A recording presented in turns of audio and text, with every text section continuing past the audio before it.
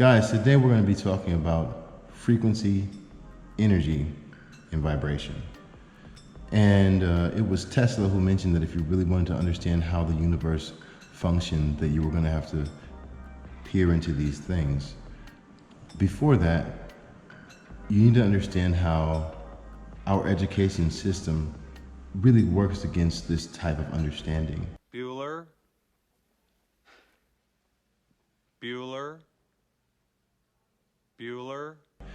The amount of misinformation you receive from a child to an adult will make it very hard for you to comprehend how your life should be lived.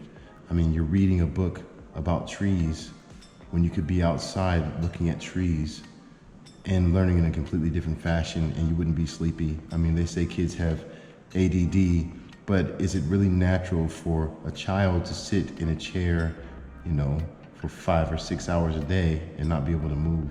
Excuse me, may I go to the bathroom first? Of course you may.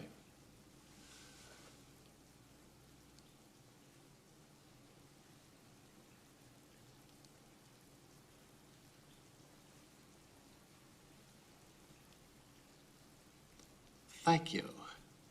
When you're born, you are developing these fingers and toes and eyes, and everything you're developing inside of the womb. There are things that you do not need while you're inside of the womb. You're developing things for a later date, a later time, a later place and purpose. And once you come out of the womb, you're into the world and you have the ability to function properly. Once you come out, there was another energy inside of you. There was that energy, as a shape, we can call it the inner man, but that what is inside of you now needs to go through its time of development. And it's going to be developing different things, shapes for a function later on after you die and that man is released. So in terms of energy, to understand how to tap into that spirit and know what it is or if it's real, let me explain a little bit about how martial arts explains the evolution of the internal arts, right? The inside man arts. And so it starts with the Wu Ji. Wu Ji means it's just nothing. You have absolutely nothing, right? And from nothing, it goes into the two energies. The two energies is what we often refer to as Tai Chi, which is the Yin and the Yang, right? But it's really hard to turn nothing into something, which is why so many people have a hard time getting in touch with their Chi, because you have to understand that nothing is infinite first. So you have an infinite amount of nothing, and then you can really work with that infinite and change it into something. And now you have both infinite and nothingness together, and you can kind of work with those to the two energies, and then it goes into the three principles of heaven, earth, and man, 4 directions, the 5 elements, the 6 harmonies, the 7 stars, the 8, trigrams, as they call it, and the 9 palaces, and the 10 shapes. So that's kind of the breakdown of the evolution of martial arts. If you're interested in that, I can do another, piece on that. But first, I just want to focus on the energy so people can understand, even if you're not a martial artist. Let's break it down. So inside of your body, you have, people call them chakras, but we just call them energy storage spaces. The first thing that you have, everybody has them, whether you're aware of them or not. And instead of, I'm not going to tell you about all 7. I'm going to focus on 2 of them right now. You have one that's on the top of your head, like not even touching your head. And you have the other one that comes really from like the bottom, of your nuts, like behind your nuts, right? Now, we refer to these as earth and heaven. The earthly energy refers to things that you need to live, like food, shelter, sex. But those are tied together with emotions of needs, jealousy, worry, dependence, right? And then you have the heavenly energies, which are related to joy, peace, patience, gentleness, kindness, right? So you have these parts of you here, this energy here, and the one that goes below. And that's why you see people doing these exercises, they're breathing because they're trying to increase their energy. The point is that if you don't understand this relationship with your energy and your body, you may never have to grow up.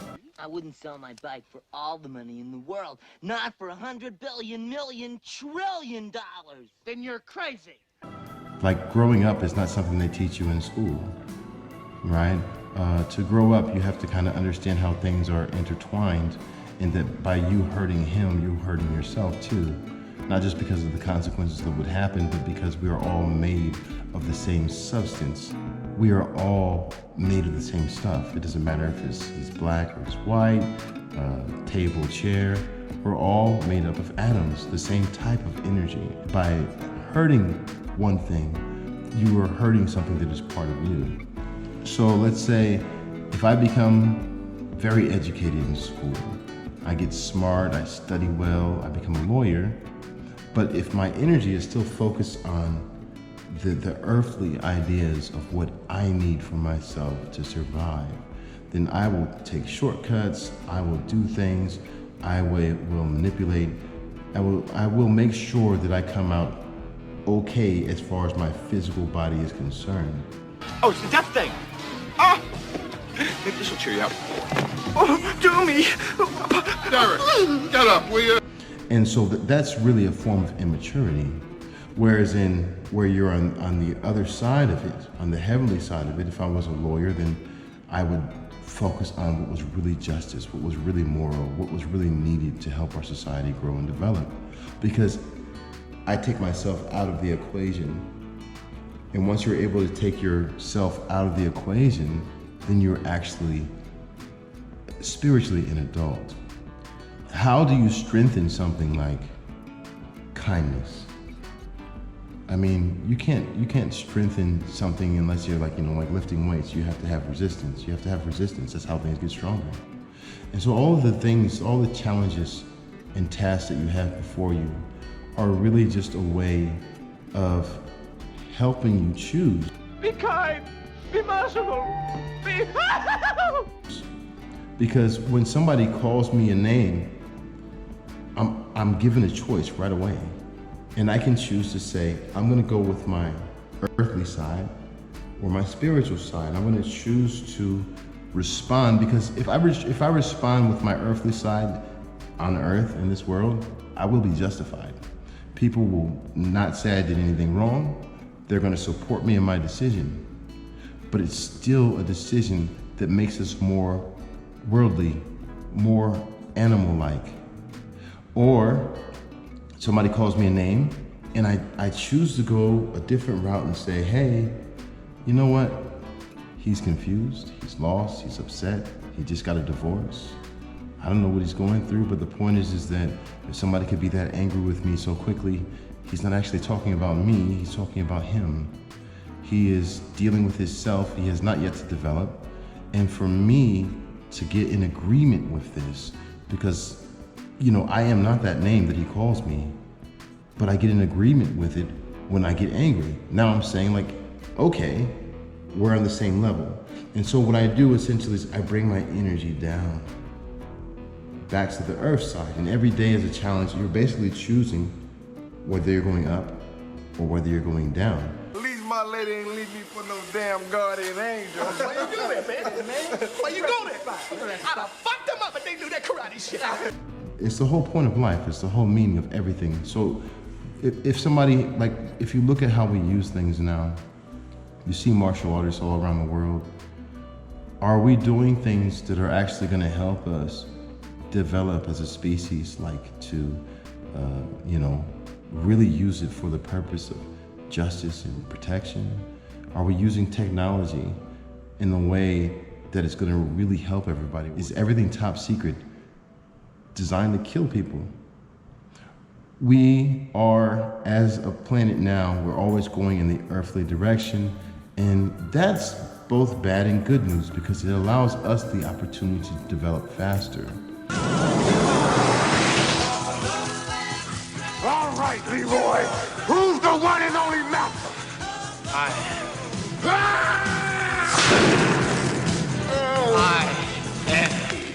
Like, you know, when my kids do something wrong, I lose my temper. I go, "Arr," you know, and I do that. I choose my earth side, and I lower the level of my energy. I bring it down and become more animalistic. Or when I do that, I can realize what happened and bite my tongue or deny myself, the body self, and be gentle with that response. So my kids are continually training me. Every problem you have in your life, 2020 is training. This is an opportunity for you to come up. You're not gonna be able to be patient if you haven't had something to test your patience. You're not gonna be able to be loyal if you haven't had somebody to try to test your loyalty. You're always gonna need those challenges, and we call them burdens, and if you look at it the wrong way, you're gonna think life is going the wrong direction. You're going the wrong way! He says we're going the wrong way. Oh, he's drunk. How would he know where we're going? But we essentially are all energy, and you are the center of the universe, and you are creating your reality. So if you're looking for racism, I guarantee you're gonna find it all the time. Why? Because it exists. It does exist. It's real. It's not inevitable. But the point is that if you're looking for it, you're gonna find it. If you're looking for, you know, nice cars, you're gonna see nice cars everywhere. Whatever you're looking for is what you're gonna find. You are the creator of it. So it starts from your thoughts. Whatever you're thinking about first is gonna be what you speak about. And what you speak about is gonna be what you do or respond to. Now, if you want a good life, you have to understand that when those bad thoughts and complaints and ideas come into your mind, you're gonna have to flex those spiritual muscles and say, no, that's not my life. Because the majority of things that you are worried about and concerned about, you are not experiencing. You experience some things directly, right? But very little. From the classroom, you're put inside a little box. In that box, you listen to what the teacher says. They give you information about things that you won't see, about dinosaurs that are far away, about space. Silly Conan, you don't. You period. F! Oh, I wish I would have to read one more. F! About anything that's not connected to you. But you are experiencing these things through someone else. And so now the reality is that you are home right now. This is a day. There are bad things that are happening every day outside. What is your spiritual diet?